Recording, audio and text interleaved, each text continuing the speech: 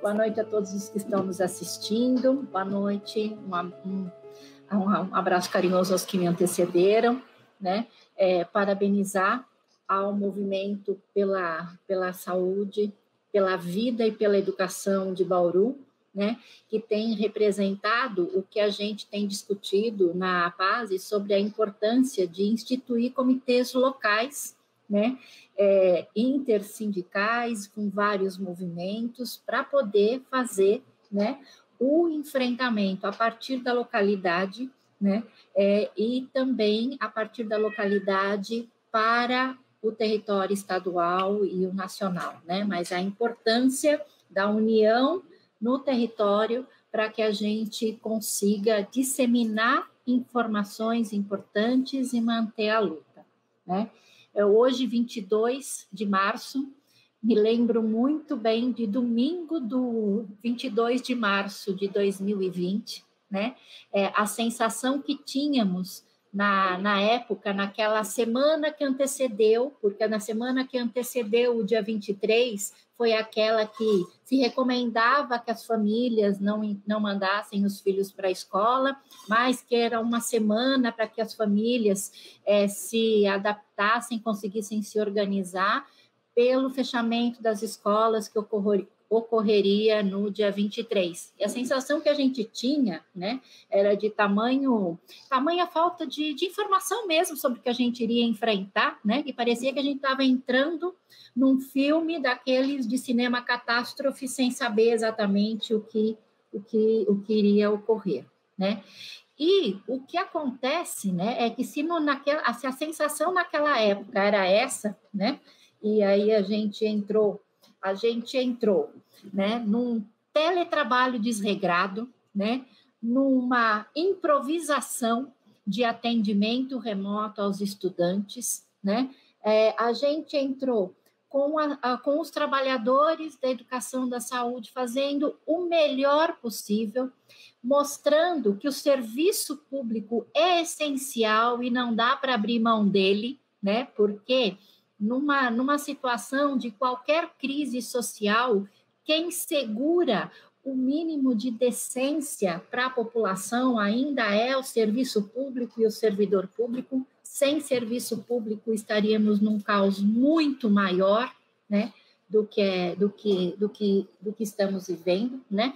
E queria só lembrar, né, a pesquisa da Faculdade de Saúde Pública, da USP e da Conectas, que os desmandos às normativas do governo federal, ao serem estudadas no seu conjunto, né, colocavam e colocam, e a gente permanece enxergando isso, né, que a contaminação do maior número de pessoas no Brasil é projeto, né, é intenção.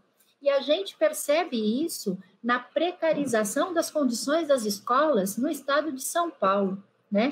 Porque mesmo apesar de um ano depois, a gente já vinha precarizado, porque a gente estava com um número reduzido de funcionários, sem concursos públicos, o último concurso público de diretores sem a revalidação para mais chamadas, né? Então, e um anúncio de que queria mesmo desmontar o serviço, e tem feito isso, né? Então, concordo que a ideia é assim, o discurso é mais importante do que as ações reais. Então, a gente vem lutando em cada base de entidade sindical da educação no estado de São Paulo, com desmandos, com o que se fala de manhã não se escreve à tarde, e com algo que demonstra, ao mesmo tempo que demonstra uma ineficiência e um amadorismo no trato com a educação no estado de São Paulo, né, não sei se não demonstra por trás uma intencionalidade, né? Uma intencionalidade, por quê? Porque agora a gente vê movimento, né, de escolas abertas, né, em que já começa a fazer o coro tá vendo como a escola pública não funciona, porque em um ano depois não tem condições de receber aluno, né? Enquanto que nós sempre dissemos, né, que segurança sanitária, a primeira segurança sanitária para qualquer retorno às aulas, né, é se a gente tivesse pandemia controlada. E nós não tivemos isso em nenhum momento do ano passado, por conta de que, se num determinado momento se parou para estudar o que estava acontecendo, né, num instantinho o governo de São Paulo se organizou para flexibilizar qualquer tentativa de distanciamento. Sob a ideia de que estava seguindo a ciência, né, tivemos um plano São Paulo, que é plano econômico, né, flexibilizado o tempo todo, fazendo conta de chegada para que abrisse setores econômicos, né, e alterando todos os critérios, porque o que valia mais era a questão da economia e não da vida, embora o discurso tenha sido outro. Ao ponto de a gente ter chegado este ano e ter a queda de braço. De fato, o secretário de Educação faz queda de braço o tempo todo conosco, né, nos discursos, e ter chegado ao ponto do secretário de Saúde fazer queda de braço com o secretário de Educação e perder, né, porque a gente estava torcendo para o secretário de Saúde ganhar a queda de braço, né, porque ele, na verdade, chegou a expressar a preocupação com o aumento de circulação de pessoas com retorno às aulas, né?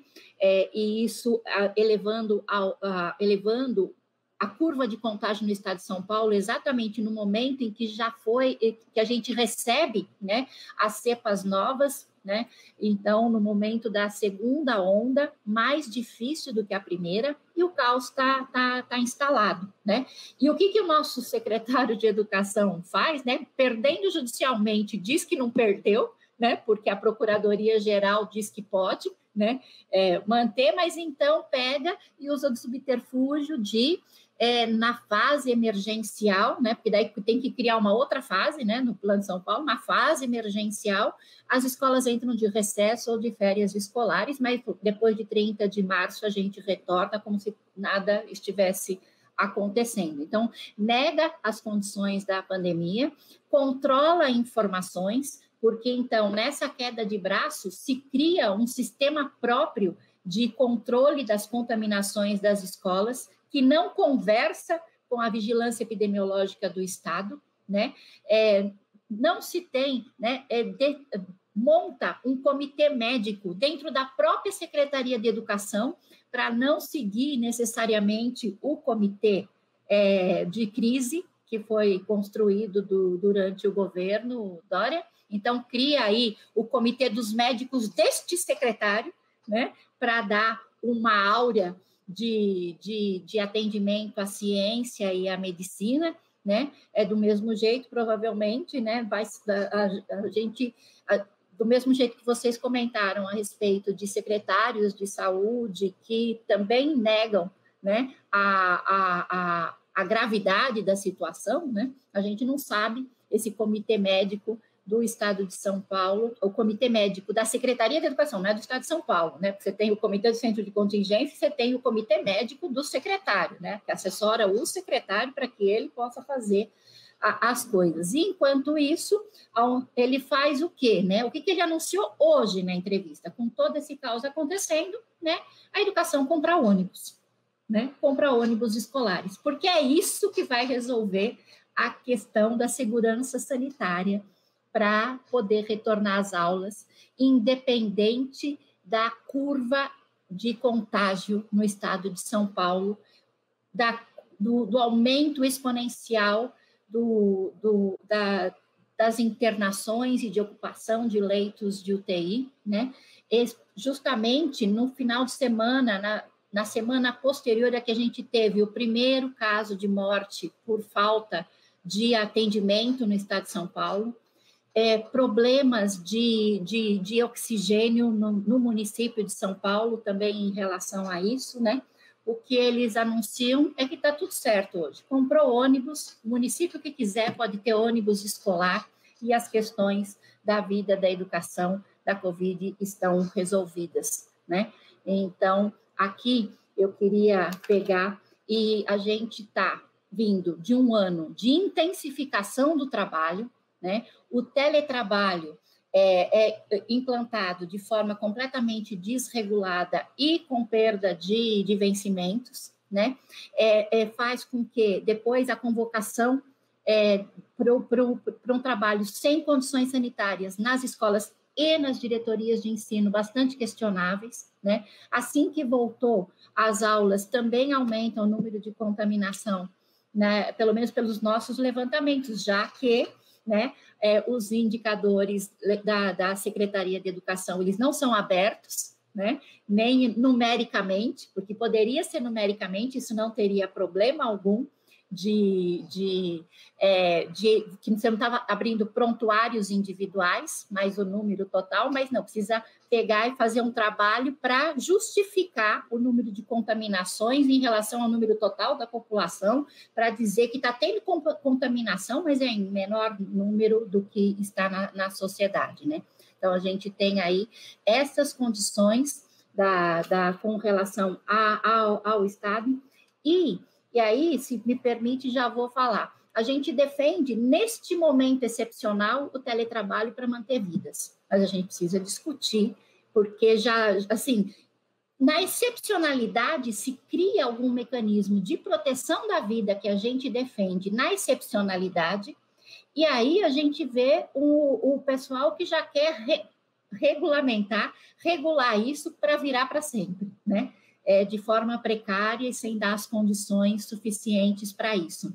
A gente defende, neste momento de excepcionalidade, o ensino remoto, porque é o distanciamento que protege a vida, e a gente já vê aí, né, o pessoal que quer já vender plataformas e vender o ensino híbrido como esse é o futuro da educação, né, sem qualquer discussão, a não ser aquilo que como eu vou lucrar com isso, né? Que é isso que a gente vê por trás de todas essas propostas.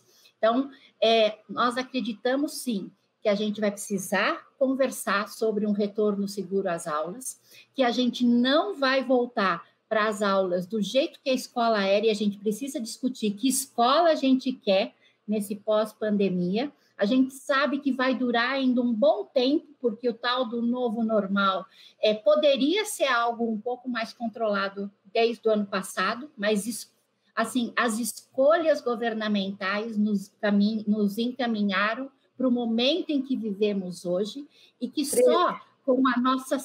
já estou concluindo, mas e só com a nossa união, a exemplo do que o Comitê pela Educação e pela Vida tem aí em Bauru, que a gente possa criar e sustentar e suportar estes comitês locais, porque é essa união que vai fazer com que a gente resista e dê aos desmandos que a gente vem recebendo na educação. Com isso, eu encerro e, mais uma vez, parabenizo a iniciativa de vocês.